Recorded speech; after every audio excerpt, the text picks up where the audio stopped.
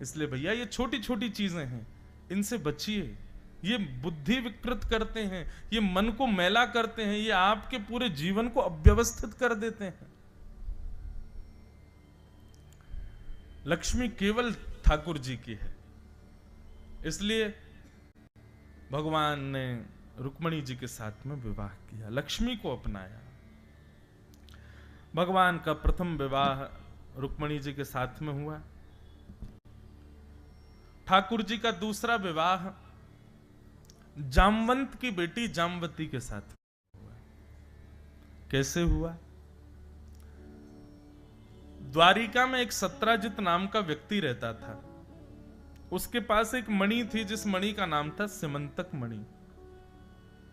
बहुत ध्यान से सुनिएगा, ये उपाख्यान में लगभग कथाओं में सुनाता हूं। क्यों? क्योंकि इस उपाख्यान को वरदान है कि इस उपाख्यान को सुनने के बाद सुनने वाले और कहने वालों को कभी जीवन में कलंकित नहीं होना पड़ता। इसलिए बहुत ध्यान से सुनना। स्यमंतक मणि थी सत्राजित राजा के पास।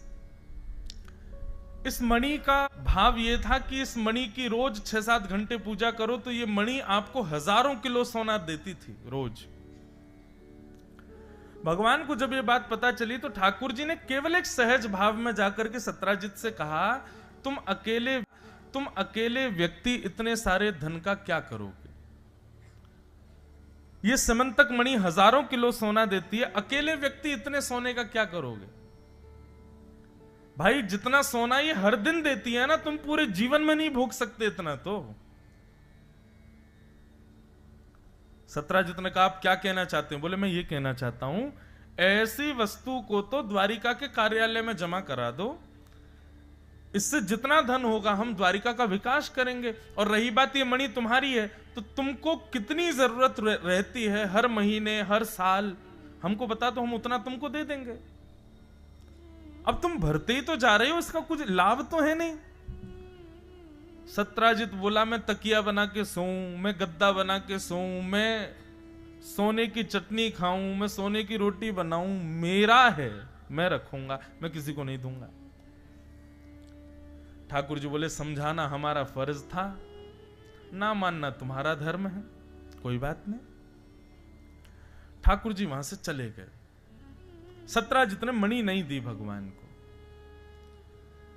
अगले दिन ही क्या हुआ कि सत्राजित का छोटा भाई था प्रसेन, वो प्रसेन मणि पहन करके नगर में घूम करके सबको दिखा रहा था कि देखो मेरे पास मणि है।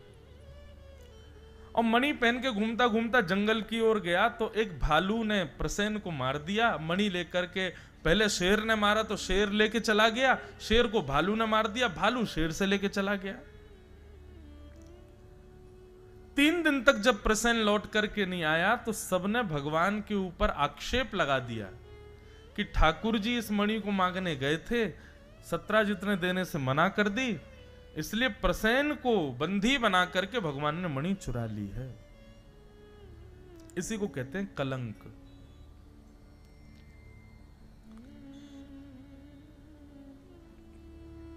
एक पहेली कहते हैं, जल से पतला कौन है, जल से पतला कौन है, कौन भूमि से भारी, और कौन अग्नि से तेज है, कौन काग से कारी। इसका उत्तर कहते हैं, जल से पतला ज्ञान है, पाप भूमि से भारी।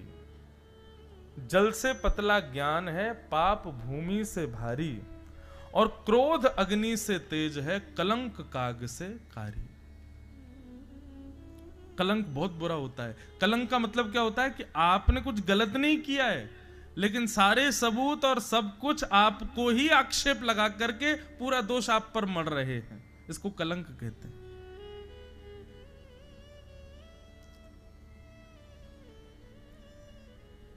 पृथ्वी पर जन्म लेने पर जन्म से मृत्यु तक ऐसा हो ही नहीं सकता कि एक बार आपको कलंक ना लगे। चाहे 4 दीवारी में 2 लोगों के बीच में ही बात हो, चाहे पत्नी ही लगावे, चाहे पति ही लगावे, चाहे बच्चों के मन में ही आ जाए, चाहे माता पिता ही सोच लें, लेकिन लगेगा जरूर। इतना आपको संभल के रहना है कि बस वो बड़े रूप में ना लगे, लेकिन लगता जरूर है। जैसे बंधुओं, जन्म लेने के बाद में कुछ इंजेक्शंस लगते हैं ना बच्चों को, वो जरूरी होते हैं। ऐसे ही जीवन में कुछ कुछ गिरावटें, कुछ कुछ ठोकरें जरूरी हैं। मानव को वो नहीं लगती है ना, तो वो मानव जी नहीं पाता आगे। इसलिए कुछ कुछ चीजें होना जरूरी है। लेकिन ये ठाकुर जी का निधान है, ठाकुर जी का विधान है। किसी को तो 30 साल की उम्र में ही सब भुगवा दिया, और किसी को जाकर के 70-80 साल में जाकर के चीजें भोगनी पड़ती हैं। पर आता जरूर है। ये कुछ ब्रेकर्स हैं हमारी लाइफ के, वो आएंगे जरूर। बस अपनी गाड़ी के ब्रेक आप कंट्रोल रखना, ठीक रखना। कहीं ऐसे ना हो कि ब्रेकर आए और ब्रेक लगे ही नहीं और उछल गए महाराज जोर से। और ये ब्रेकर्स क्या हैं? संयम, अपनी इंद्रियों पर, अपने विचारों पर, अपनी बुद्धियों पर।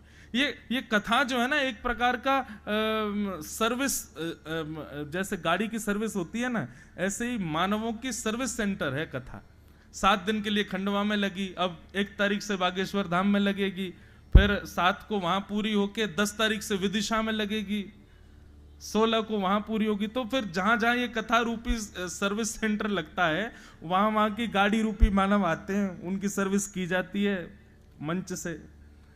किसी का कोई पाया खराब होता है, किसी का कोई नट बोल्ट ढीला होता है, वो सब यहां से कसे जाते हैं, जिसका जैसा कस जाए। पर इसका पूर्ण कारण क्या है इस सर्विस का? ताकि आपके वेग जो हैं, रोड पर जब आप चलो, जीवन में जब आप चलो, तो जो ब्रेकर्स आए वहां कहीं आप डिसबैलेंस ना हो जाओ, उसके लिए।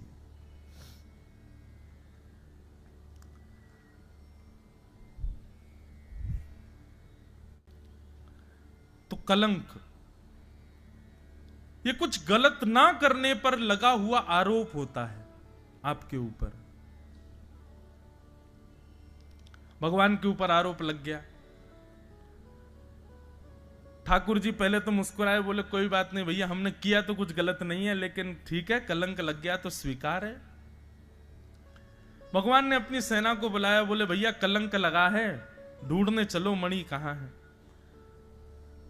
ठाकुर जी ढूंढते ढूंढते वन में गए। वन में जाकर के देखा तो प्रसेन मरा पड़ा था। प्रसेन के पास मणि नहीं थी, वहां शेर के पंजों के निशान थे। पीछे गए तो आगे जाकर के देखा शेर भी मरा पड़ा था। शेर के पास में रीछ के पैरों के निशान थे। उसके पीछे पीछे गए तो एक गुफा में वो जा रहे थे। ठाकुर जी ने सेना को बाहर रोका, स्वयं गुफा में चले गए। भीतर जाकर के देखा तो थोड़ी अंदर एक चमक रही थी वस्तु, वही वो मणि थी।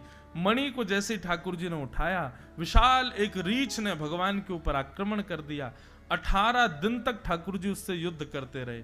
18 दिन बाद जब नस नस ढीली हो गई रीछ की, चरणों में गिर गया, क्षमा मांगने लगा, प्रार्थना करने लगा, भगवान मुझे मत मारिए, मैं आपका प्रिय सखा हूं, मेरा नाम जामवंत है।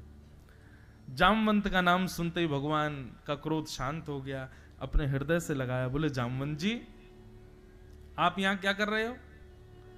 बोले ठाकुर जी मैं चिरजीवी हूं, चिरंजीवी हूं। कलयुग में भी हैं जामवंत जी, सप्त चिरंजीवी हैं ना, एक उनमें से जामवंत जी हैं। जामवंत जी महाराज बोले भगवान मैं सतयुग, त्रेता, द्वापर, कलयुग चारों युगों में रहता हूं, मेरा कभी अंत नहीं होता। भगवान ने हृदय से लगाया, बैठे, थोड़ी देर बातचीत हुई। ठाकुर जी ने बताया, बोले हमको ये मणि चाहिए, इस मणि की वजह से हमारे ऊपर कलंक लगा है। जामवंत जी बोले ले जाओ भगवान, लेकिन कोरी मणि मत लेके जाओ। ठाकुर जी बोले तो? बोले हाथ आगे करो। भगवान ने हाथ आगे किया तो जामवंत जी भीतर गए, अपनी बेटी को लेकर के आए और अपनी बेटी का हाथ ठाकुर जी के हाथ में रख दिया। बोले भगवान मेरी पुत्री को स्वीकार करो।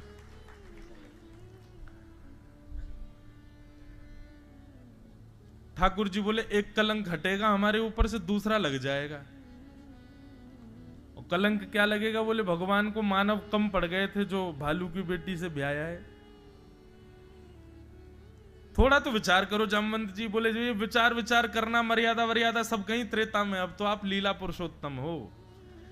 वहां आप मर्यादा पुरुषोत्तम थे, आपकी एक गृहिणी थी, हमने बहुत मर्यादा का पालन किया, लेकिन अब आप लीला पुरुषोत्तम हो, अब तो आप लीला कर सकते हो। भगवान मेरी पुत्री स्वीकार करनी पड़ेगी आपको। और भगवान ने जामवती जी के साथ में दूसरा विवाह किया। एक जगह ऐसी कथा संत जन बताते हैं कि ठाकुर जी ने जामवती को घोड़े पर बैठाया और अपनी काली सौल से उनको ढक लिया।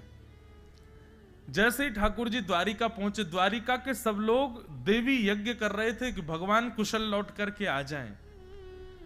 छुप करके ठाकुर जी सीधे रुक्मणी जी के कक्ष में गए और वहां जामवती जी को बैठा करके बाहर आ गए। रुक्मणी जी ने जैसे ही देखा ठाकुर जी कक्ष से निकले हैं, रुक्मणी जी प्रसन्न हो गई, बोले आपको तो पूरी दुनिया ढूंढ रही है, आप मेरे कक्ष से बाहर आए? बोले मैं अभी अभी आया हूं। बोले आप कक्ष में क्या कर रहे थे, मुझे ढूंढ रहे थे? ठाकुर जी बोले नहीं, आपको नहीं ढूंढ रहा था। वो क्या था देवी, अब मैं बता देता हूं। वन गया था ना, तो वन में एक बड़ी सुंदर तपस्विनी बैठी थी, तपस्या कर रही थी। हमने उससे पूछा कि भाई तुम किस लिए तपस्या कर रही हो? तो उसने कहा हम द्वारिकाधीश से ब्याह करने के लिए तपस्या कर रही हैं।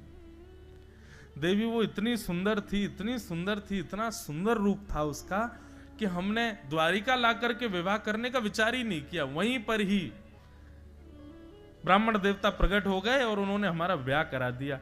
तो हम उसको लेके आए। जब तक उसका कक्ष नहीं बनेगा तब तक तुम्हारे कक्ष में रहेगी वो। रुक्मणी जी कितना सहे बेचारी। बोले कि एक तो आप दूसरा ब्याह करके आ गए, ऊपर से मेरा कक्ष उसको दे दिया, और तीसरा उसकी इतनी बड़ाई कर रहे हो, इतनी सुंदर इतनी सुंदर,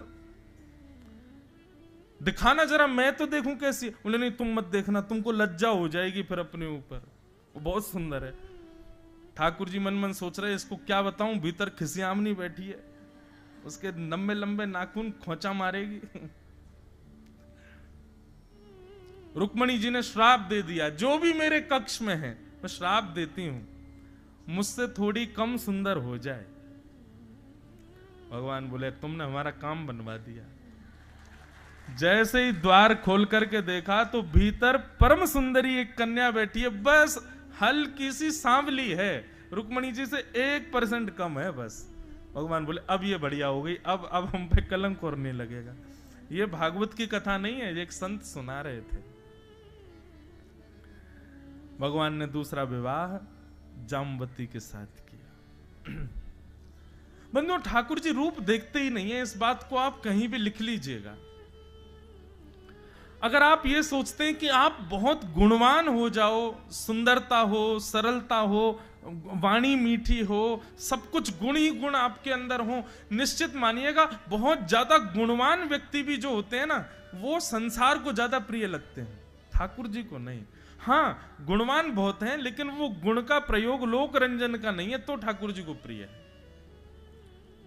ठाकुर जी तो सरल सहज भाव के प्रेमी हैं। भगवान ने जामवती जी के साथ में ब्याह कर लिया। भगवान ने आकर के मणि सबको दिखा दी, बोले जिसकी वजह से हम पे कलंक लगा रहे हो ये रही मणि। और जामवंत और जामवती जी ने आकर के गवाही दे दी ये मणि कैसे मिली।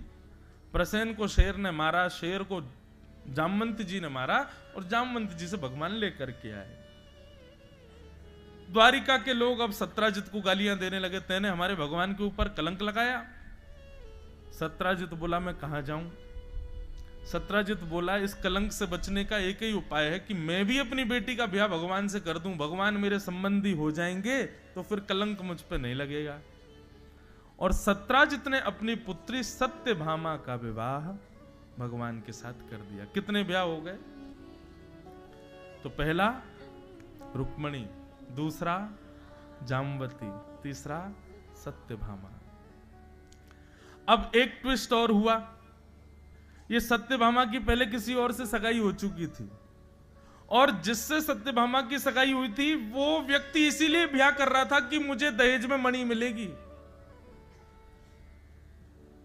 भैया सबसे खतरनाक यदि संसार में कोई अवगुण है ना, तो वो है लोभ। इससे बचो। आपको यदि लगता है कि आपके भीतर काम प्रकट हो चुका है, आपको लगता है कि आपके अंदर क्रोध बहुत ज्यादा है, आपको लगता है कि आपके भीतर ये दोष जन्म ले रहे हैं, तो निश्चित है कहीं ना कहीं लोभ बैठा है अंदर से। तो निश्चित है कोई ना कोई पीड़ा, कोई ना कोई रोग बना ही रहेगा। पाप के पिताजी का नाम है लोभ। सबसे पहले लोभ जीवन में आता है, और वही लोभ फिर काम, क्रोध, ईर्ष्या, द्वेष, अभिनिवेश, चिंता, ममता, अहमता, इन सबको जन्म देता है। इसलिए लोभ से बचिए।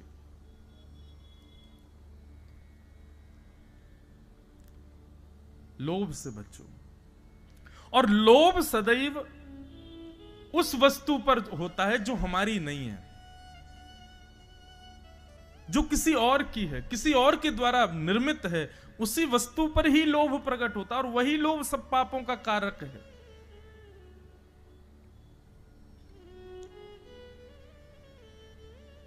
इसलिए कभी भी लोभ मत करो। और लोभ से बचने का एक ही तरीका है, दृष्टि को ऐसा बनाओ कि किसी की भी वस्तु देखो, उस पर किसी व्यक्ति विशेष का अधिकार ना जान करके ठाकुर जी का अधिकार जानो। सबई भूमि गोपाल की, सब गोपाल जी का। तो फिर लोभ भी होगा ना तो भी दोष नहीं होगा, क्योंकि गोपाल जी का है। लोभ कब होता है? पड़ोसी ने इतना बढ़िया घर कैसे बना लिया, ये लोभ हो गया। अब उसके घर को देख रहे हैं, गाड़ी को देख रहे हैं, तो मन में ज्वलनशीलता हो रही है, यही लोभ है। किसी के बच्चे ज्यादा पढ़ लिख जाएं, बच्चे ज्यादा अच्छे निकल आए, तो बस मन में चिंता हो गई, लोभ हो गया, हमारे बच्चे ऐसे क्यों नहीं। ये लोभ, यही दोष का कारण है, इसको नष्ट करो।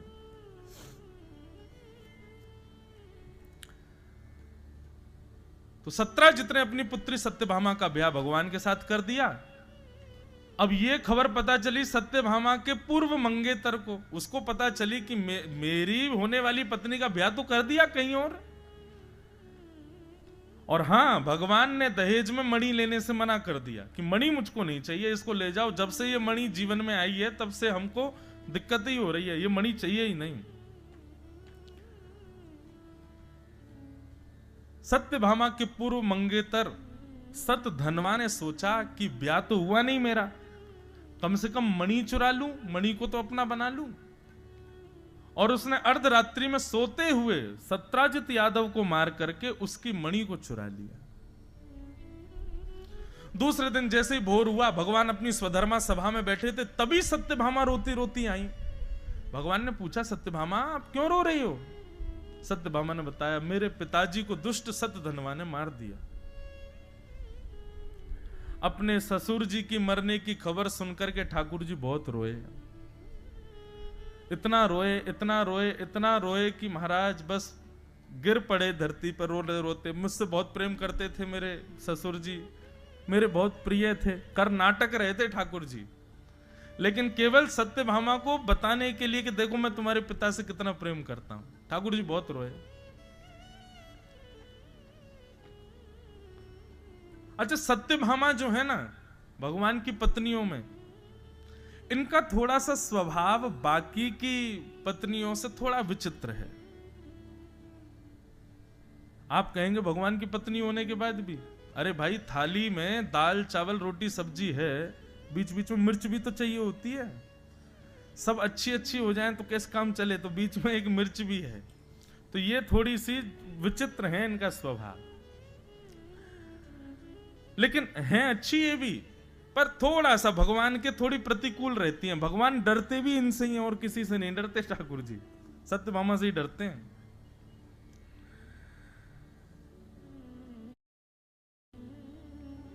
और डरना भी चाहिए, भलाई।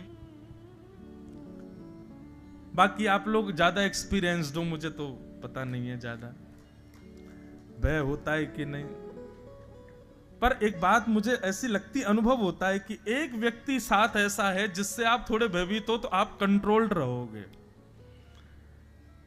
माता पिता जब बालक के ऊपर नहीं होते ना तभी बिगड़ता है वो, क्योंकि उसको कोई रोक नहीं है। और या फिर माता पिता बड़े खुले दिमाग के हों, बच्चे को सब करने की अनुमति दे दें, बच्चा बिगड़ेगा निश्चित। जो माता पिता बालकों को रोकते बहुत हैं, वही बालक बनते हैं आगे चल के कुछ। तो इसलिए पति के साथ पत्नी भी ऐसी ही होनी चाहिए, थोड़ा उसको कंट्रोल रखे, और पति भी थोड़ा कंट्रोल वाला, थोड़े ही, ज्यादा नहीं, हल्का ही। मेरे को ऐसा लगता है कि मानव का स्वभाव कैसा है ना, जैसे पानी को खुले में छोड़ दो तो ढलान की ओर जाता है, ऐसी मानव है। मानव को खुला छोड़ दो तो नीचे ही जाएगा, ऊपर चढ़ाने के लिए तो मोटर ही लगानी पड़ती है पानी को। ऐसे ही मानव को भी व्यवस्थित करने के लिए एक वेग जरूरी है। तो भगवान के साथ में वेग के रूप में है सत्यभामा। उनसे थोड़ा डरते हैं ठाकुर जी। सत्यभामा के आगे बहुत रोए ठाकुर जी, ऐसा दिखा रहे हैं कि मानो जैसे उसके पिता से कितना प्रेम करते हैं। मुझसे बहुत प्रेम करते थे सत्यभामा, मुझे वसुदेव जी से ज्यादा प्रिय थे तुम्हारे पिताजी, कैसे हो गया, मेरे ससुर जी कैसे चले गए। सत्यभामा अपने नेत्र के आंसू पोंछती है, ठाकुर जी को हृदय से लगा के कहती है, आप रोइए मत, मुझे पता आप मेरे पिता से बहुत प्रेम करते हैं। भगवान बोले, हाँ देवी बहुत प्रेम करता हूं। अब एक काम कीजिए, मेरी पिता की मृत्यु का बदला आप ही लोगे। फिर इतना रो रहे हो ना आप, आपको इतनी याद आ रही मेरे पिताजी की, आप ही बदला लेके आओ, जाइए मार दीजिए उस सतधनवा को, और मेरे पिता के प्राण जिस मणि में बसते हैं वो मणि लेके भागा है, मणि ले आइए और लाके मुझे दे दीजिए। ठाकुर जी के आंसू सूख गए। भगवान बोले, ये मणि नहीं जाएगी। ठाकुर जी बोले, अच्छा तो मैं जाऊं फिर? बोले, हाँ जाइए, अभी जाइए। ठाकुर जी निकल पड़े। सतधनवा को पता चल गया कि द्वारिकाधीश उसको मारने आ रहे हैं, तो सतधनवा मणि अक्रूर जी को देके भाग गया।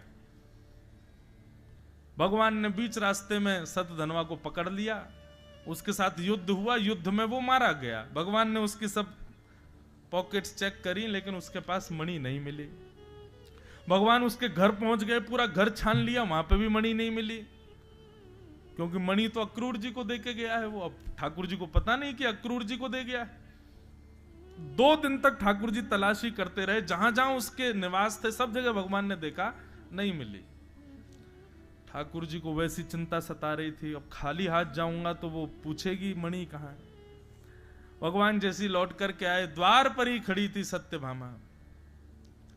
भगवान ने आकर के कहा, हमने मार दिया सतधनवा को, तुम्हारे पिता के हत्यारे का वध कर दिया मैंने, अपने पिता, अपने प्रिय ससुर जी की मृत्यु का बदला लिया मैंने।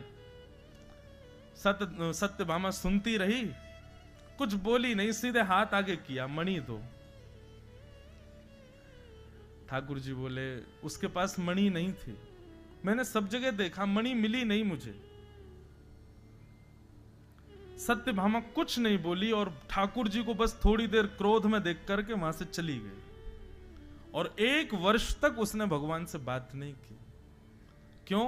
मन में यह सोच लिया कि इनकी तो पहले से ही दृष्टि थी मेरे पिता की मणि पर, कहीं मैं उसका उपयोग ना कर लूं, इसलिए इन्होंने छुपा दी है कहीं पर, मुझे नहीं देना चाह रहे। बंधुओं, ये संसार है, ये लीला भगवान क्यों कर रहे हैं? क्या भगवान पर ये सब लीला लागू होती है? नहीं, केवल मुझे और आपको समझाने के लिए कि भैया यही संसार है। यहां पर आपसे अत्यंत प्रेम करने वाले व्यक्ति भी आपकी एक भूल पर, आपकी एक चूक पर आपको गालियां दे सकते हैं, आपके विपक्ष में जा सकते हैं, आपसे विपरीत हो सकते हैं, आप पर शक कर सकते हैं, संशय कर सकते हैं, आपको कटघरे में खड़ा कर सकते हैं। इसलिए किसी पर विश्वास मत करो, ये संसार है। ठाकुर जी को नहीं छोड़ा जब लोगों ने, तो हम तो मानव हैं।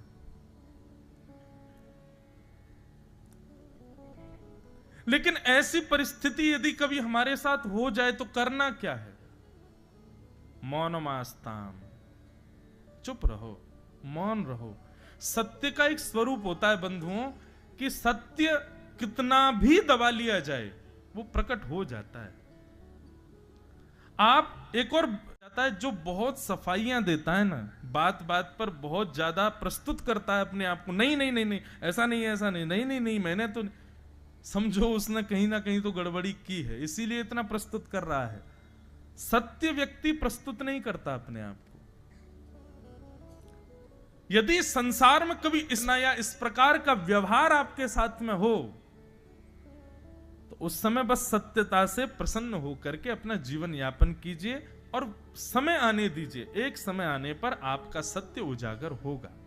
हाँ, कभी कोई पूछे या कुछ ऐसी बात आवे तो सत्य बता दीजिए, लेकिन कोई माने ना तो थोपिए मत उसके ऊपर। नहीं मानना ये उसकी जिम्मेवारी है, आपने बता दिया ना बस। अब पीछे मत लगे रहो कि नहीं मैंने ऐसा किया नहीं है, नहीं मेरे से ऐसा हुआ नहीं है, तुमको गलत समझ में आ रहा है, नहीं नहीं ऐसा है नहीं। ये बार बार प्रस्तुत मत करो, एक ही बार प्रस्तुत करना है बस स्वयं को। ठाकुर जी ने सत्यभामा के सामने स्वयं को प्रस्तुत नहीं किया। भगवान ने कहा तुम मौन तो मौन मत करो बात। एक वर्ष बाद एक ब्राह्मण का आगमन हुआ द्वारिका में। उसने खूब सारी जंजीरें पहन रखी थी सोने की, हाथों में पांचों में। भगवान बोले ब्राह्मण भाई कितना भी धनवान हो जाए प्रदर्शन कभी नहीं करता, ये ब्राह्मण कैसा इतना प्रदर्शन कर रहा है। ठाकुर जी बोले वाह भैया, ये देखो क्या बढ़िया, तुम तो जंजीर वंजीर पहन के घूम रहे हो हैं, इतना धन किसकी कृपा है? बोले सब अक्रूर जी महाराज की कृपा है महाराज। सोने की थाली, सोने की चम्मच, सोने की कटोरी, रोज 1000 ब्राह्मणों को भोजन कराते हैं और पात्र ही दान में दे देते हैं। ले जाइए ये पात्र, कटोरी, चम्मच, गिलास सब ले जाओ अपने साथ सोने के। भगवान बोले अक्रूर जी पे इतना पैसा कहां से आ गया भाई? तब ठाकुर जी ने मंद मुस्कुराते हुए एक पत्र लिखा। पत्र लिख करके कहा अक्रूर जी, हमने सुना है आजकल आप बड़े मठ मंदिर बनवा रहे हो, ब्राह्मणों को बहुत दान कर रहे हो, ये सब समंतक मणि की कृपा है। और मुझे अभी अभी ज्ञात हुआ कि ये सत्राजित को मारने वाला सतधनवा आपका बड़ा अच्छा मित्र था। मुझे आपसे मणि नहीं चाहिए क्योंकि आप मणि का दुरुपयोग नहीं कर रहे हो, पर मैं चाहता हूं कि आप आकर के द्वारिका में प्रस्तुत करें कि मणि आपके पास है। तब अक्रूर जी आए, आकर के भगवान से क्षमा मांगी और सबको दिखाया कि मणि मेरे पास थे। तब सत्यभामा ने भगवान से क्षमा मांगी। भगवान बोले सत्यभामा, कभी भी किसी व्यक्ति पर संशय करने से पहले 3 बार विचार करना चाहिए। बाकी मेरा स्वरूप ऐसा था कि मैं स्वयं को प्रस्तुत नहीं करूंगा तुम्हारे आगे। सत्य है मेरे साथ और सत्य आज प्रकट हो गया। पर तुमको भी चाहिए कि इतनी जल्दी संशय नहीं करना चाहिए सबके ऊपर। विश्वासो फलदायक, विश्वास करो, विश्वास फल देता है। अगर आप सबके प्रति अविश्वास रखोगे तो जी नहीं पाओगे संसार में। इसलिए कभी कभी ब्लाइंड फेथ, इसको अंधविश्वास नहीं कहेंगे, पर हां कभी कभी आंख बंद करके किसी पर विश्वास करना पड़ता है। सब गलत नहीं होते संसार में। इस प्रकार ये समंतक उपाख्यान हुआ और ठाकुर जी के ऊपर से कलंक हटा। बोलो द्वारिकाधीश की। इस प्रसंग को सुनने से व्यक्ति को जीवन में कलंकित नहीं होना पड़ता, ऐसा हमारे गुरुजन और भागवत में कहा गया है।